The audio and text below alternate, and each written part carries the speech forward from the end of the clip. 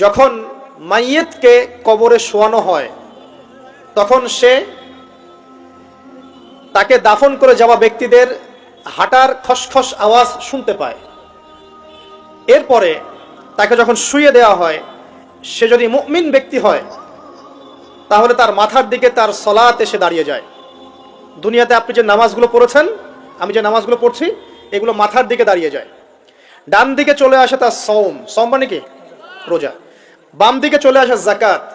তারপরে পায়ের দিকে চলে আসবে তার আত্মীয়তার সম্পর্ক রক্ষার ইবাদত, তার এই যে অন্যান্য দান সদকা, তার নফল আমল, তার তাসবিহ তাহলিল, তার কোরআন তেলাওয়াত ইত্যাদি পায়ের দিকে চলে আসবে।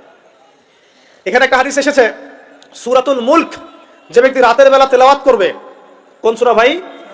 তাবারাকাল্লাযী বিয়াদিহিল মুলক ওয়া হুয়া আলা কুল্লি শাইইন কাদির। এই সূরা যে ব্যক্তি রাতের বেলা করে তেলাওয়াত করবে, ইনশাআল্লাহ সূরা মুলক কবরে তার সাথে থাকবে এবং কবর আযাব থেকে সূরা মুলক তাকে বাঁচাবে ইনশাআল্লাহ। এবার দুজন ফেরেশতা মাথার দিক থেকে আসবেন, আসতে চাইবেন, সালাত বলবে এখান দিয়ে আসা যাবে না, এদিক দিয়ে আসা যাবে না। ডান দিক দিয়ে আসতে চাইবেন, এদিক দিয়ে আসা যাবে না। বাম দিক দিয়ে আসতে চাইবেন, যাকাত বলবে এদিক দিয়ে আসা যাবে না। পায়ের দিক দিয়ে আসতে চাইবেন, আমলগুলো বলবে এদিক দিয়ে আসা যাবে না। তারপরেও তারা আসবেন, চোখগুলো হবে নীল এবং কালো বর্ণ, নীলাপ চোখের কালো। মুনকার নাকি? উঠে বসিয়ে দেওয়া হবে। এবার তিনটা প্রশ্ন। প্রথমে প্রশ্ন হচ্ছে কি? মান রব্বুক, তোমার রবকে? তখন মুমিন বান্দা বুক ফুলিয়ে বলবে রব্বি আল্লাহ, আমার রবকে আল্লাহ। পৃথিবীতে যে ব্যক্তি আল্লাহর সাথে শিরিক করে নাই, আল্লাহর তাওহীদের উপর থেকেছে এবং তার উপরে মৃত্যুবরণ করেছে, ইনশাআল্লাহ সে ব্যক্তি এর উত্তর নির্দ্বিধায় দিতে পারবে ইনশাআল্লাহ। আর দুনিয়াতে যে বা যারাই আল্লাহর সাথে শিরিক করবে, আল্লাহর সাথে শিরকের পাপে লিপ্ত হবে, ওই অবস্থায় মারা যাবে, তাওহীদের উপর থাকবে না, কোশ্চিন কালেও মান রব্বুক উত্তর দিতে পারবে না। তারপরে প্রশ্ন হয়ে যাবে বা দিনুক, তোমার দিন কি ছিল? মুমিন বান্দা উত্তর দিবে কি? দিন ইয়াল ইসলাম, আমার দিন ছিল ইসলাম। এখানে শুনে রাখেন, পৃথিবীতে যারা ইসলামকে পরিপূর্ণরূপে পালন করবে তারাই এই উত্তর দিতে পারবে ইনশাআল্লাহ। যারা পরিপূর্ণরূপে ইসলামে প্রবেশ করবে এবং ইসলামের প্রতিটা মৌলিক বিধান মেনে চলবে, ইনশাআল্লাহ তারাই উত্তর দিতে পারবে।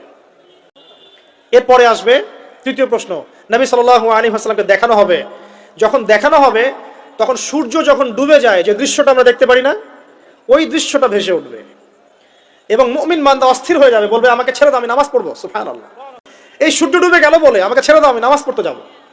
তখন ফেরেশতারা বলবেন তোমাকে নামাজ পড়তে দেয়া হবে, তবে তার আগে তুমি এর উত্তর দাও। কি উত্তর? এই ব্যক্তির দিকে তাকাও। তখন নবী সাল্লাল্লাহু আলাইহি ওয়াসাল্লামকে দেখানো হবে, সাল্লাল্লাহু আলাইহি ওয়াসাল্লাম দরুদ পড়বেন। বলা হবে যে এই ব্যক্তির সম্পর্কে তোমার কি ধারণা?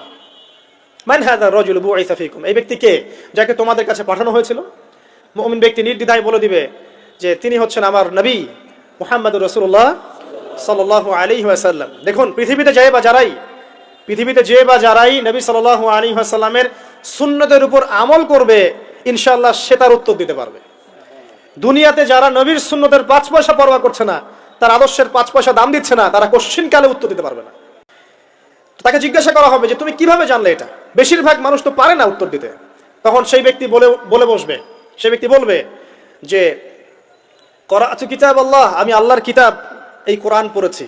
মুমিন বলবে আমি আল্লাহর কোরআন পড়েছি, ফাআমানতু বিহি, আমি এর উপর ঈমান এনেছিলাম, ওয়া সাদ্দাকতু, এবং সত্যায়ন করেছিলাম। সুবহানাল্লাহ।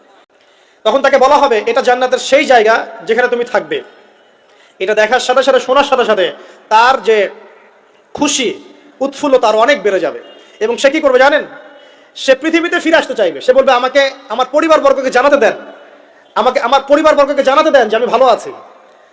তখন ফেরেশতারা তাকে বলবেন যে এটা সম্ভব না, তোমার এবং তাদের মাঝে দারুল বারজাক আছে, তুমি এটা ভেদ করে যেতে পারবে না। তখন তার আত্মাটাকে ইল্লিনে দেওয়া হবে, একটা সবুজ পাখির আকৃতিতে জান্নাতে ঘুরে বেড়াবে ইনশাআল্লাহ।